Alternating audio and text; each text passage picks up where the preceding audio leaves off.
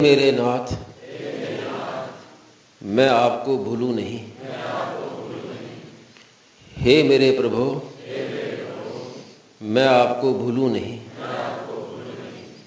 हे मेरे स्वामी, मैं आपको भूलूं नहीं।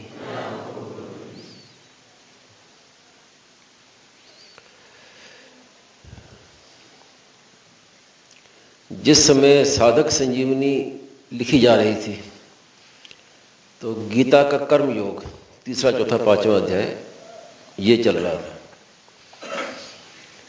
तो हम बीकानेर में थे, धोरे पर। तो शाम के समय स्वामी जी संध्या में बैठे, तो उस समय स्वामी जी के बस यही बात थी, सादा सीने में क्या लेना है, क्या लिखना है। रात दिन वही वेग था। तो स्वामी जी के मन में एक विशेष बात आई देने के लिए। अब मुझे बुलाए तो वो मौन था, मौन में अब बोल सकते नहीं। तो महाराज ने क्या कि एक कागज लिया और लिख दिया उसमें अपने हाथ से तो मार्मिक बात। वो कागज मेरे पास अभी तक सुरक्षित है। तो जैसी संध्या समाप्त हुई तुरंत मुझे बुलाया और वो कागज देते हुए कहा कि देखो ये बात है कर्मयोग के विषय में, इसे तुम जहां ठीक समझो वहां इसको दे दो। उस समय एक बात स्वामी जी ने विशेष मार्मिक बात कही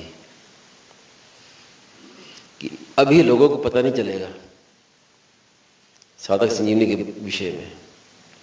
आज से 450-500 वर्ष के बाद जैसे आज घर घर में रामायण का पाठ होता है, ऐसे घर घर साधक संजीवनी पढ़ी जाएगी।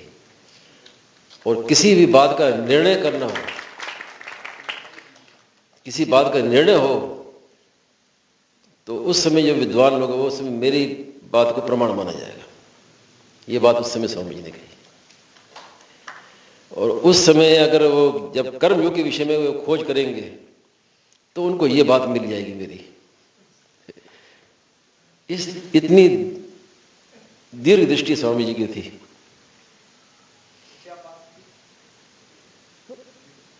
बात उसमें संजीवनी सुधा में दी हुई है। और खास बात यह थी कि निष्काम कर्म योग नहीं होता, चाहे कर्म योग कहो चाहे निष्काम कर्म को, दोनों एक ही बात है। इससे संबंधित बात थी। लेकिन दृष्टि वहां थी कि 450-500 वर्ष के बाद भी अगर वो जब खोज करेंगे इस विषय में, कर्मयोग के विषय में स्वामी जी ने क्या बात कही, तो उनको ये बात मिलनी चाहिए। सेठ जी की बात मैंने सुनी कि सेठ जी जब पत्र लिखवाते थे तो सोचते थे कि इस पत्र का 100 साल के बाद, 200 साल के बाद, 500 वर्ष के बाद कोई पढ़ेगा तो उस पर क्या असर होगा। तो वर्तमान को नहीं, भविष्य को भी, जैसे भगवान ने गीता सुनाई अर्जुन को, तो भविष्य में जो कलयुग आने वाला, तो उनको जीवों को दृष्टि में रखते हुए बात कही। तो ऐसे स्वामी जी जो भी लिखवाते थे तो साधक सिंह ने तो इतनी दूरदृष्टि रखी।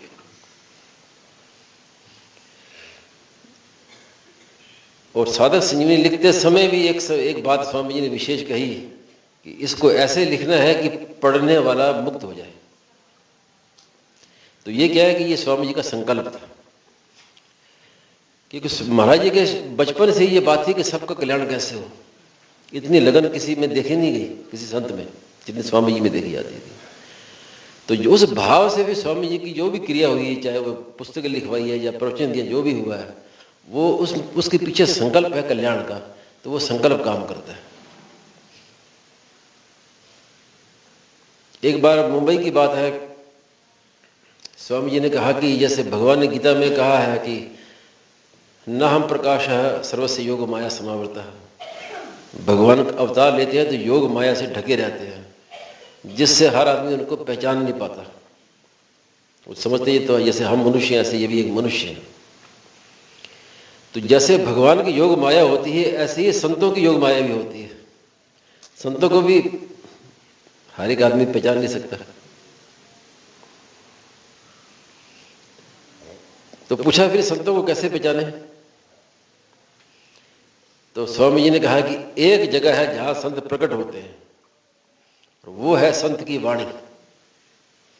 वाणी से संत प्रकट होते हैं। आप किसी संत को देखो, दर्शन कर लो भले ही, लेकिन वो संत के विषय में आप नहीं जान पाएंगे। जब उनकी वाणी पढ़ेंगे तब पहचान होगी, वाणी से पहचान होती है। तो वाणी से संत प्रकट होते हैं, इतनी शक्ति वाणी में है। तो क्या है कि ये स्वामी जी की जो पुस्तकें हैं, वाणी है, यही स्वामी जी का असली स्वरूप है। जिसे साधक संजीवनी के विषय में कहा वैसे ही। तो सभी पुस्तकों में ये बात है। एक बार ऋषिकेश में स्वामी जी बता रहे थे कि ऐसी दीक्षा होती है, शक्तिपात होती है। तो स्पर्श दीक्षा, शब्द दीक्षा, क्या क्या होती है, स्वामी जी उस विषय में बता रहे थे। तो उस प्रसंग में स्वामी जी ने कहा कि जैसे गुरु शक्तिपात करता है, ऐसी जो मेरी पुस्तकें हैं, ये पुस्तकें भी शक्तिपात करती है। ये अन्य पुस्तकों जैसे नहीं है कि भाई पढ़ ली और रख ली। पुस्तकों को पढ़ने से पढ़ते पढ़ते पढ़ते पढ़ते ना जाने कब प्रकाश हो जाए, एकदम से शक्तिपात हो गया। और ऐसी घटना सुनने भी आई है। और अभी ताजी घटना भी यहाँ आया, मैं यहाँ आने से 2-3 दिन पहले फोन आया था पटना से, एक ब्रह्मचारी का, आप जानते हैं संजीव ब्रह्मचारी। तो उसने कहा कि अभी नई पुस्तक कौन सी आई? तो मैंने कहा कि बन गया आप अकेले सब कुछ। तो वो बोले कि वो तो अभी मिली नहीं है मेरे पास, मैं नहीं, मेरा नहीं पुस्तक है। लेकिन उस पुस्तक को पढ़ने पर ऐसा लगा कि अब कुछ बाकी नहीं रहा, सभी शंकाओं का समाधान हो गया। और जो आप उन्होंने कहा कि आपने एक बार कहा था कि ये पुस्तक शक्तिपात करती है, तो वास्तव में शक्तिपात हुआ है मेरे पर। मैं नहीं, मेरा नहीं पुस्तक से। उसको पढ़ते पढ़ते एकदम से एक विलक्षणता आई है मेरे शरीर में, जीवन में एक विलक्षणता आई है। और जिस समय अगर पुस्तक खोल के मैं पढ़ने लगता हूँ तो आंखें और हृदय सब एकदम ठंडक हो जाती है, जैसे किसी ने बर्फ रख दी। आंखें ठंडी हो जाती है पुस्तक पढ़ने में। तो उन्होंने ये कहा कि ये वास्तव में ये शक्तिपात है, इस मैं नहीं, मेरा नहीं पुस्तक में, कि वो जब से पढ़ने की अब मेरा कुछ बाकी नहीं रहा। मेरा ऐसा लगता है कि अब मुझे कुछ जानना बाकी नहीं, सब समाधान हो गया उसका। तो इस तरह जो पुस्तकें हैं, ये कोई मामूली पुस्तकें नहीं है। आप सभी ले जाएं घर में और रोज पुस्तकों को देखें, चाहे एक ही पृष्ठ खोल के पढ़ना पड़े तो भी एक पृष्ठ खोल के पढ़े। क्या पता कब शक्तिपात हो जाए, कब। तो ये खास निवेदन था, बाकी बातें आपने खूब सुनी हैं। और कोई प्रश्न हो किसी का तो प्रश्न इस विषय में कर सकते हैं।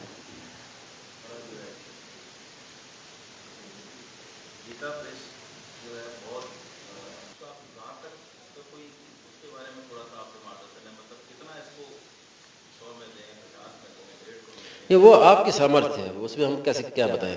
सबसे पहली बात तो ये कि आप खुद पढ़िए साधक संजीवनी।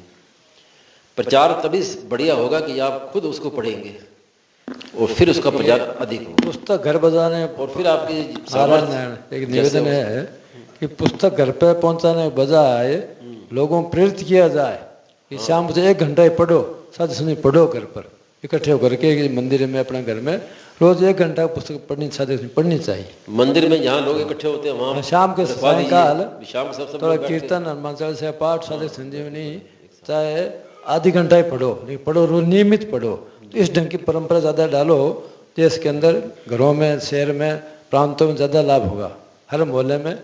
पर इससे असली प्रचार होगा, क्योंकि पढ़े बगैर विषय का पता नहीं पड़ता इसमें क्या बात कही, वो पढ़ने से ही होगा। अभी कार्यक्रम था लुधियाना के अंदर, तो कई माताओं में उन्होंने नियम लिया कि हम घरों में क्या नाम और इसको साथ नहीं पढ़ेंगे, बोला कि जहाँ सत्संग था वो कुटिया के अंदर, वहाँ भी कहा कि साथ शुरू करें, साथ रोज़ पढ़ेंगे साथ संजीवनी। तो रोज़ पढ़ने से बहुत प्रचार होता है। हाँ। हमने भी विचार किया है कि यहाँ पर गत वर्ष भी हुआ था सामूहिक रूप से, जन्माष्टमी के बाद में साधक संजीवनी प्राणी किया था यहाँ पर। जन्माष्टमी शुरू किया, जन्माष्टमी शुरू किया था राधाष्टमी तक। अब की बार विचार है कि 17 अगस्त से यहाँ पर साधक संजीवनी पूरा पारायण किया जाएगा। तो जिन लोगों को साधक संजीवनी सुननी हो तो जन्माष्टमी पर आ जाओ, जन्माष्टमी उत्सव मना लो, और फिर साधक संजीवनी पूरा पारायण होगा। राधाष्टमी करने के बाद जा सकते हैं आप, कोई भी तो विचार है। इसके अलावा एक और भी मांग आई है अहमदाबाद में भी कि वहाँ भी साधक संजीवनी पारायण किया जाए, तो सर्दियों जनवरी में करने का विचार है वहाँ पर। वहाँ भी अच्छे प्रोफेसर कोई अमेरिका से आए, उनकी मांग है कि साधु संत हम के वो भी कई प्रोफेसरों को अध्यापकों को बुलाएंगे और हम लोग जाएंगे और वहाँ पर उसका पूरा पठन किया जाएगा। साधु संत का विचार आज हुआ है। हाँ बढ़िया, बहुत अच्छी बात। अपने अपने जहाँ जहाँ स्थान में आप रहते हैं वहाँ समिति बना लीजिए। तुम लोग प्रचार करो इसका। तो ऐसे और व्यक्ति हो आपके मित्र जो अच्छे भाव वाले, तो उनको मिला के एक समिति बन जाए कि भाई और अमुक जगह पाठ करेंगे सदस्य संजीवनी का और सबको प्रचार कीजिए, सब लोग आके सुने। हाँ हाँ जी जी, वो सब आके सुने बैठ के। जी जी, ये फ्री में नहीं देना। हाँ हाँ, वो आपकी इच्छा पर है। स्वामी जी ने ये कहा था कि पुस्तक का प्रचार करना हो तो दो उपाय है, दो तरीके। या तो उसको दो कि ये पुस्तक ले जाओ, पढ़ के वापस दे दे, फिर दूसरी ले जाओ, और या फिर उसका थोड़ा मूल्य ले लो। उसमें कारण क्या है कि लोगों के हृदय में धन का महत्व है, तो जो चीज धन से मिलती है उसका महत्व वो समझते हैं, और जो फ्री में मिलती है उसका महत्व नहीं समझते हैं। आपने फ्री में दे दी, जाकर रख दी जाके अपने घर। नहीं, पुस्तक का मूल्य में दो, लेकिन साथ में शर्त रखो कि एक बार पढ़ना तो इसको बोला। हाँ, तो ज्यादा फायदा है। हाँ, रोज पढ़ना है इसको, पुस्तक को कम से एक बार तो पढ़ ही लो। पुस्तकें कुछ अपने यहाँ भी देते हैं, आधे यात्रियों देते हैं, फ्री देते हैं, तो पहले कहते हैं पढ़ना भाई इसको, तब तो ले, और नहीं पढ़ो तो बेकार मत ले जाओ यहाँ से। छोटी पुस्तकों का करो ना,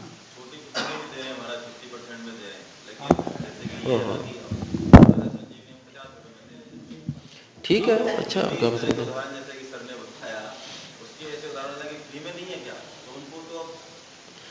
हाँ नहीं, हाँ वो तो कई ले जाएंगे।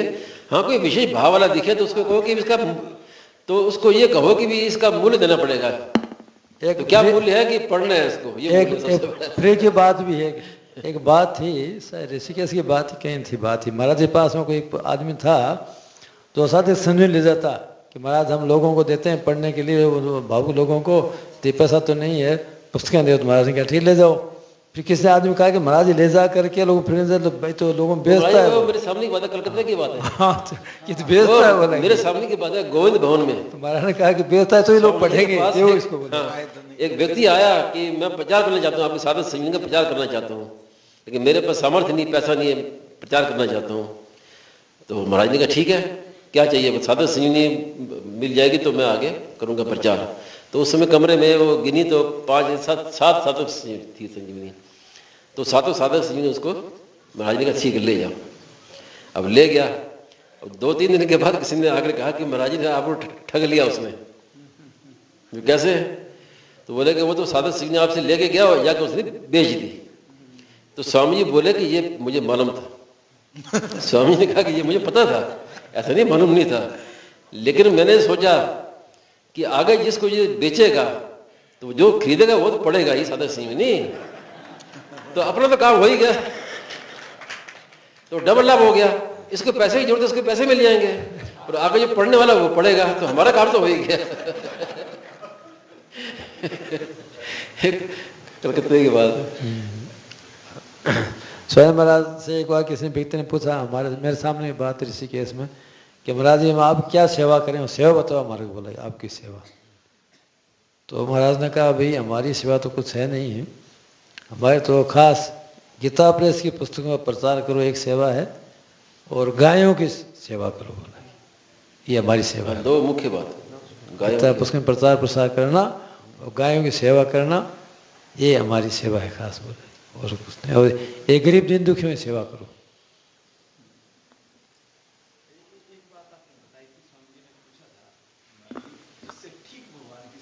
हाँ, वो एक बार महाराज ने व्यक्ति ने पूछा महाराज से कि महाराज साक्षात परमात्मा की सेवा कैसे हो। बोला कि इस सेवा बताओ। तो साक्षात परमात्मा की ही सेवा हो। बोला कि तो महाराज ने 3 उपाय बताए, 3 बातें कही उसके लिए।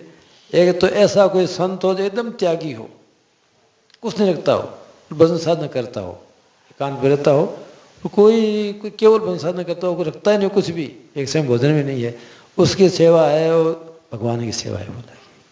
एक एकदम दीन दुखी गरीब आदमी है, कोई सारा नहीं, एकदम दुखी है, कोई सहायता नहीं, भोजन की व्यवस्था नहीं है, उस आदमी की सेवा करो तो भगवान की सेवा है। और ये गायों की सेवा करो तो ये साक्षात परमात्मा की सेवा है। 3 सेवा होती है।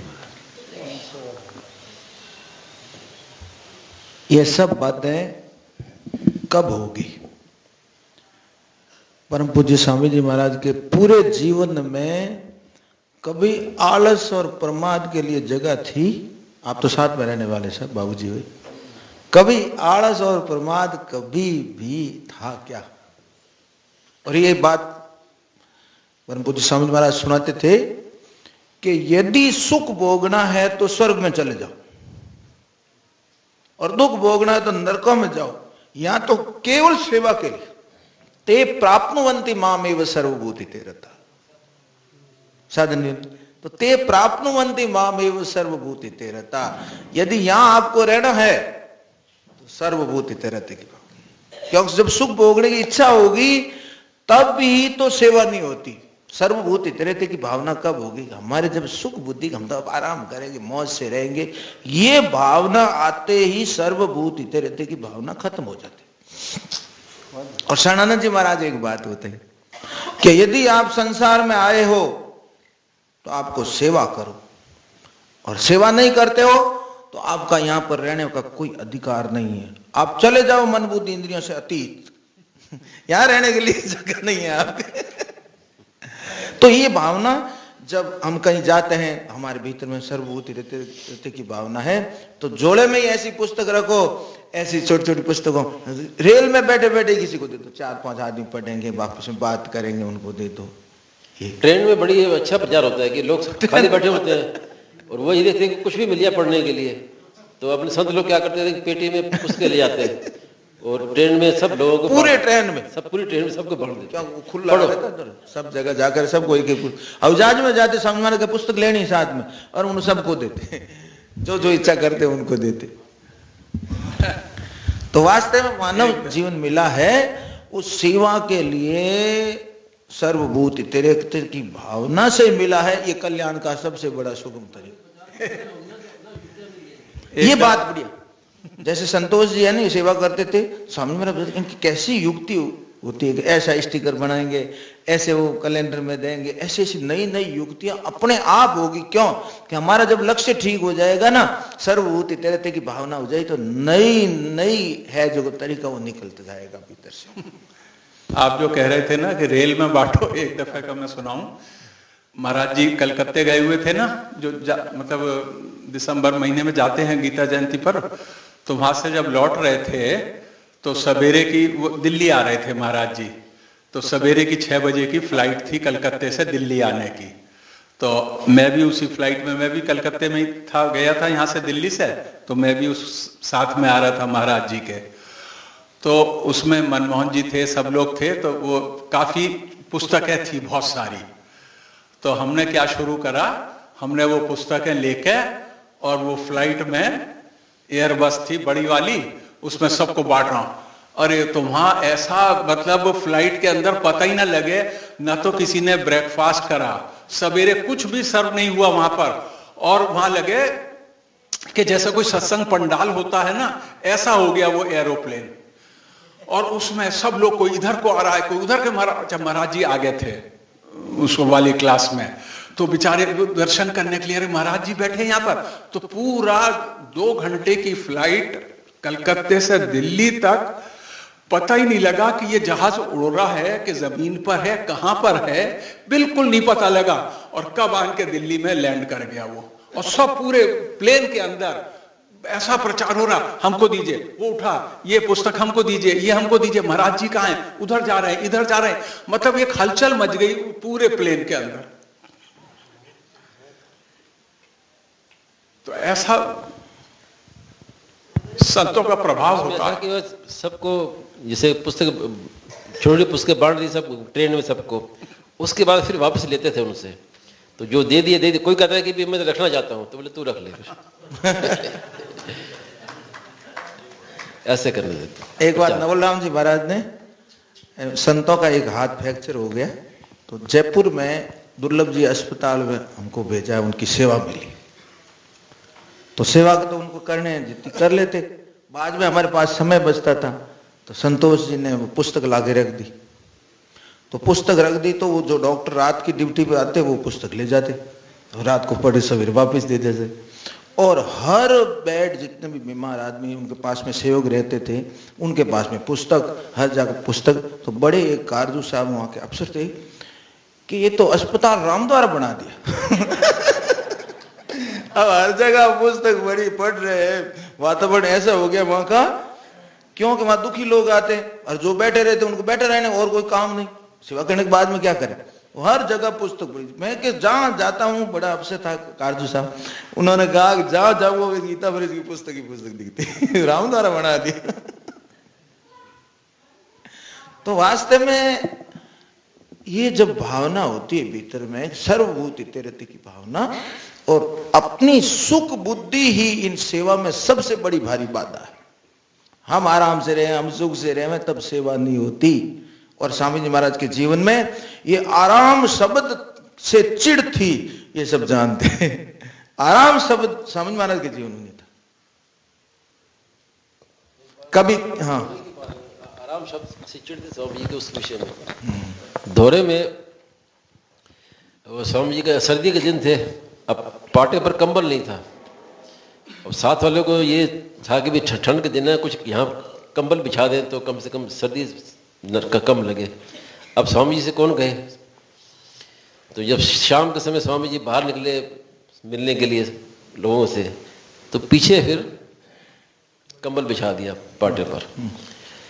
तो जैसे ही स्वामी जी वापस आए, बोले ये कंबल क्यों बिछाया, तो मुंह से किसी के निकल गया कि आपके आराम के लिए। तो स्वामी जी ने कंबल उठाया और बाहर जाके जोर से पटका जाके, वो बोले कि मैं क्यों आराम के लिए आया हूँ। तो उसके बाद किसी की हिम्मत नहीं होती थी स्वामी जी को, क्या स्वामी बैठे हैं, ये नहीं कहते कि आराम कर लो, ये कहते थोड़ा आड़े हो जाओ। आराम शब्द डूंगर जी महाराज ने खोज की, मैं आराम के लिए आया हूँ। कंबल उठा के बाहर फेंका। डूंगर जी महाराज ने एक नई अटकल बनाई कि ऑडियो आसन कर लो। यार बैठ बैठ नींद आ रही, तो कोई कह भूल से कह दिया कि आराम कर लो, तो बस नहीं, वापिस सजग होता है। ऑडियो आसन कर लो, जने थोड़ा आडो आसन, आडो आसन यानी थोड़ा आडा हो जाओ।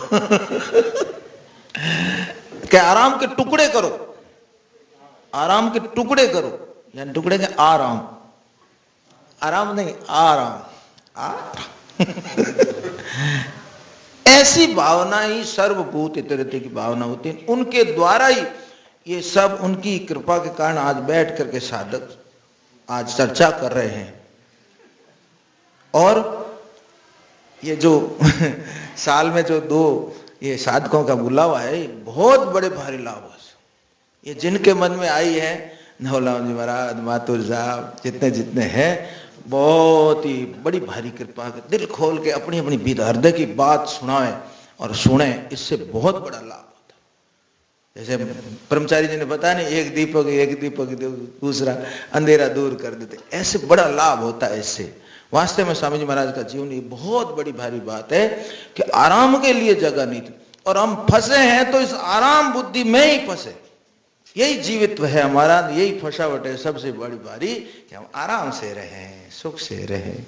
ये आराम की जगह नहीं है, ये तो वास्तव में सजगता के लिए और सर्वभूति तेरते की भावना। ते प्राप्नुवन्ति मामेव सर्वभूति तेरता। वो मने प्राप्त वेला जने भीतर में आई सेवा के लिए। राम जी।